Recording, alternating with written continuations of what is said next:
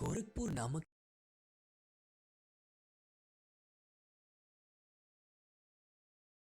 कई साल पहले गोरखपुर नामक एक गांव में जीतू नाम का एक सेठ रहता था। सेठ का गेहूं चावल जैसे अनाज का व्यापार था और उसके गोदाम में मजदूर चावल और गेहूं की बोरियां लाते ले जाते थे।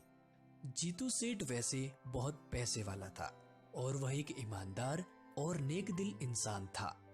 सेठ जी के सभी मजदूरों में उनका एक खास मजदूर था, भीमा। भीमा को सेठ जी अपना सबसे वफादार नौकर मानते थे। अरे ओ भीमा, अभी आया सेठ जी। आज का काम कैसा चल रहा है? मजदूर बराबर काम तो कर रहे हैं ना? सेठ जी, आज गोपाल छुट्टी पर है और राजू आधा घंटा लेट आया है। ठीक है, जाओ अब अपना काम करो। जीतू सेठ भीमा से हमेशा खुश रहता क्योंकि वह मजदूरों की सारी बात सेठ को बताया करता था, जिससे जीतू सेठ को भीमा पर बहुत भरोसा था। एक दिन सेठ जी अपने गोदाम पर बैठे थे और वह भीमा को आवाज लगाते हैं।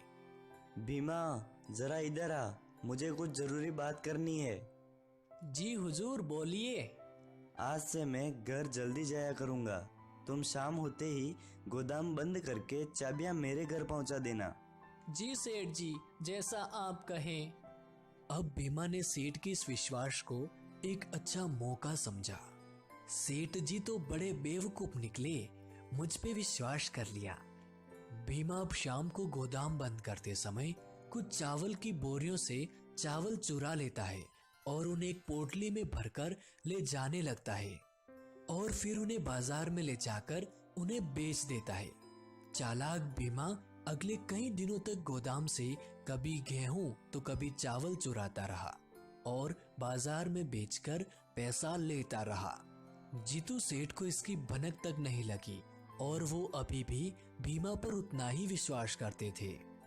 खैर, धीरे धीरे भीमा ने बहुत सारा अनाज चोरी कर बहुत सारा पैसा जमा कर लिया। एक दिन गोपाल नाम के एक मजदूर ने भीमा को चुराया हुआ चावल बेचते हुए देख लिया और वो सीधा सेठ के पास इसकी शिकायत करने पहुंचा। सेठ जी। क्या हुआ? इतनी रात को यहाँ कैसे? सेठ जी, भीमा गोदाम से चावल को चोरी कर दुकान पर बेच रहा था। मैंने अपनी आंखों से उसे देखा है। क्या बात करते हो? तुम भी ना? मैं नहीं मान सकता। भीमा चोरी नहीं कर सकता है।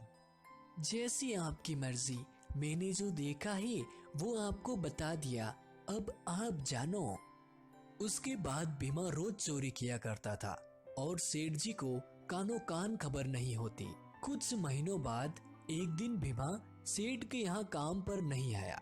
क्या बात है, आज मेरा वफादार नहीं आया? लगता है बीमार हो गया है। चलो बेचारे से मिलकर आता हूँ। कितना भोला है। सेठ जी अब भीमा के घर की ओर चले और उन्होंने देखा कि भीमा एक बड़ी दुकान खोलकर बैठा है। आइए सेठ जी, आपका स्वागत है। मैं आपको ही याद कर रहा था। क्या भीमा, ये सब क्या है? आपको तो पता ही है आप कितने कम पैसे देते हैं। अब मेरा घर नहीं चल रहा था तो जरा मैंने अपना व्यापार शुरू कर लिया, वो भी आपके पैसों से। धोखेबाज नौकर, तूने मुझे ही लूटा। गोपाल ने सच कहा था, तू गोदाम से चोरी करता था। मैं और कर भी क्या सकता था। और मैं बेवकूफ तुझ पर विश्वास करता रहा। अब जीतू सेठ गुस्से से वहां से चले गए और उन्होंने एक सबक सीखा कि कभी किसी गैर इंसान पर इतना विश्वास नहीं करना चाहिए